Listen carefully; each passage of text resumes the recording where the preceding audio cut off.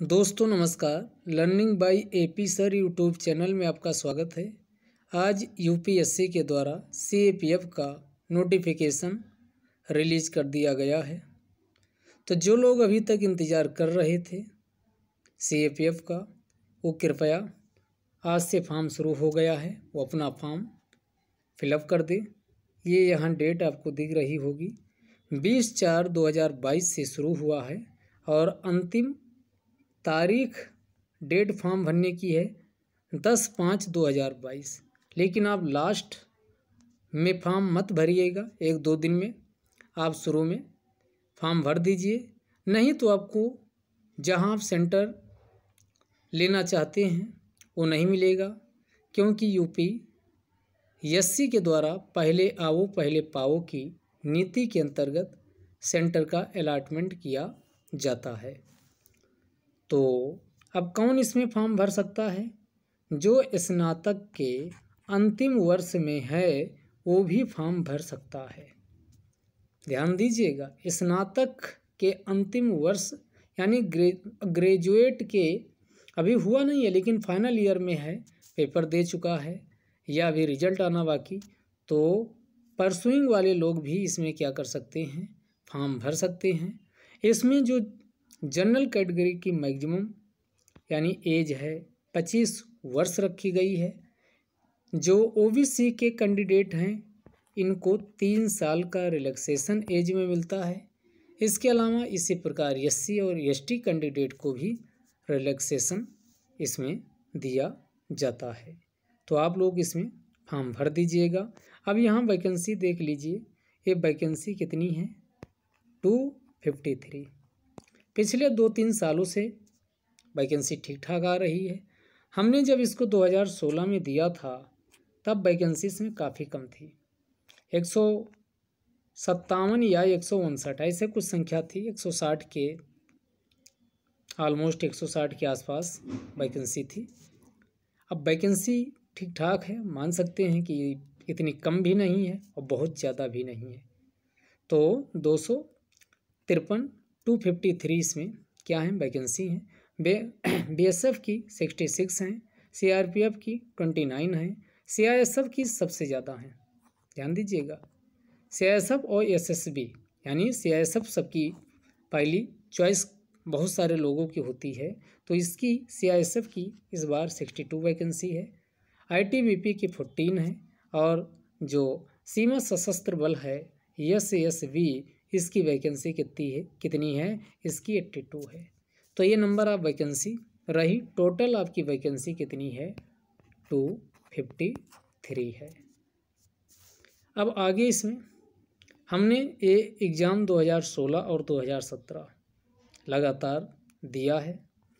ये आपके सामने मार्कशीट शेयर कर रहे हैं ताकि मार्कशीट देख के और हमारी स्ट्रेटजी हमने जो अपनाई थी उसको अगर आपसे कुछ फ़ायदा मिल सके आप लोगों को, तो मेरा भी एक छोटा सा योगदान होगा।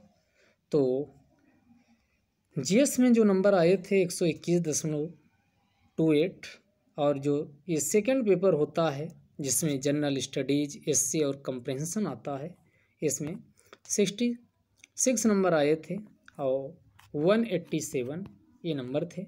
यहाँ आपको एक चीज़ दिख रहा होगा कि ये रिटन क्वालिफाई होने के बावजूद यहाँ पर्सनालिटी टेस्ट, इसी को क्या बोलते हैं, इंटरव्यू आप बोल लीजिए, इंटरव्यू में नंबर नहीं है।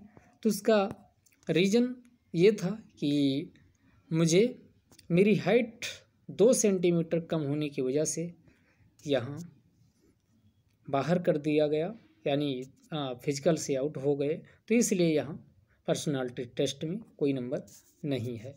तो ये आपका जिन लोगों का फाइनल सिलेक्शन होता है उनमें ये रिकमेंडेड लिखा होता है और जिन लोगों का फाइनल सिलेक्शन नहीं होता है तो उनका नॉट रिकमेंडेड लिखा होता है।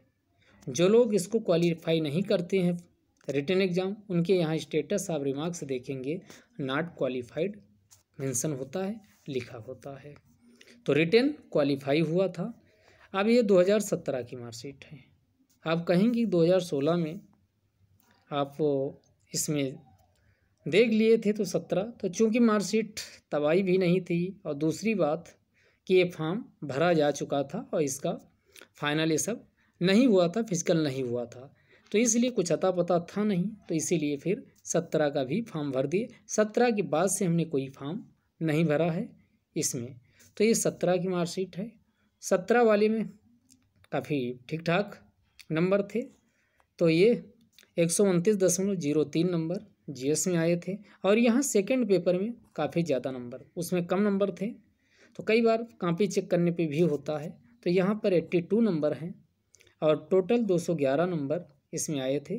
तो यहाँ पर भी वही सेम जो पीछे घटना हुई थी वही सेम यहाँ पर भी। तो यहाँ पर नॉट रिकमेंडेड यहाँ भी आपको दिखाई दे रहा है।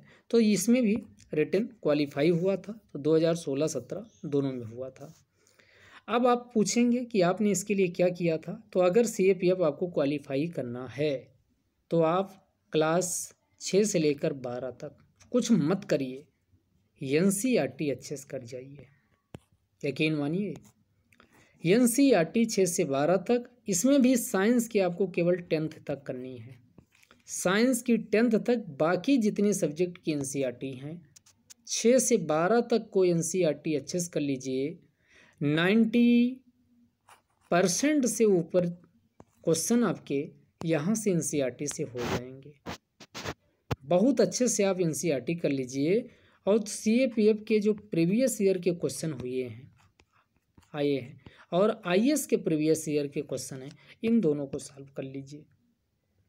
इन दोनों के GS के लिए बता रहे हैं, इतना केवल GS के लिए आपको करना है। यहाँ से आपका क्या हो जाएगा, बहुत ज़्यादा स्कोर आपका हो जाएगा। NCERT आप इतना कर लेते हैं, केवल NCERT करके जाते हैं, तब मानिए कि आपका मोस्टली क्वेश्चन यहाँ से आपका हो जाता है। अगर आपको अन्य करना है तो अन्य के लिए जैसे जो सिविल सर्विसेज के लिए बुक रेफ़र की जाती है, उसको आप भी इसमें रीड कर सकते हैं।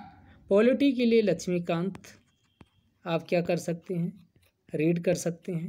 आधुनिक भारत के लिए स्पेक्ट्रम कर सकते हैं।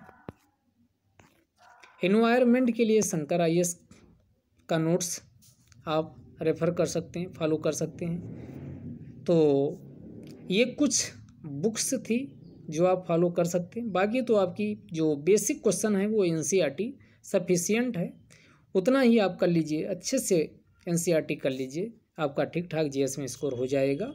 और अच्छे से आप करेंट अफेयर्स कर लीजिए, क्योंकि करेंट अफेयर्स को आपको करना होगा। क्योंकि सेकंड पेपर में जो ऐसे आते हैं 4 लिखने के लिए, 2 पे प्रोज एंड कॉन्स लिखने के लिए आते हैं, 2 पे रिपोर्ट लिखने के लिए आते हैं।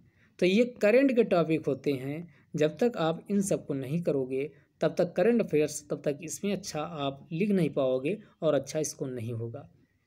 कई लोग यहाँ हिंदी मीडियम के होंगे, उनके मन में सवाल उठ रहा होगा, क्या हिंदी मीडियम वाले भी सिलेक्ट होते हैं? जी हाँ, ये जो आपके यहाँ 82 नंबर दिख रहे हैं, मैं हिंदी मीडियम से ही हूँ और हिंदी में निबंध लिख के आया था, हिंदी में निबंध लिख के आया था। और यहाँ आपको सेकंड पेपर में आप स्कोर देखिए 82 है। किसी भी कीमत पे ये आपका इंग्लिश वालों से स्कोर कम नहीं है। आप जो सेलेक्ट हुए हैं उनका भी आप स्कोर देखिए तो यही 70 से लेकर के, और आपका कितना, ये 70 से लेकर के 90 के बीच जो टॉपर हैं उनका यही स्कोर होगा, इसी के बीच होगा।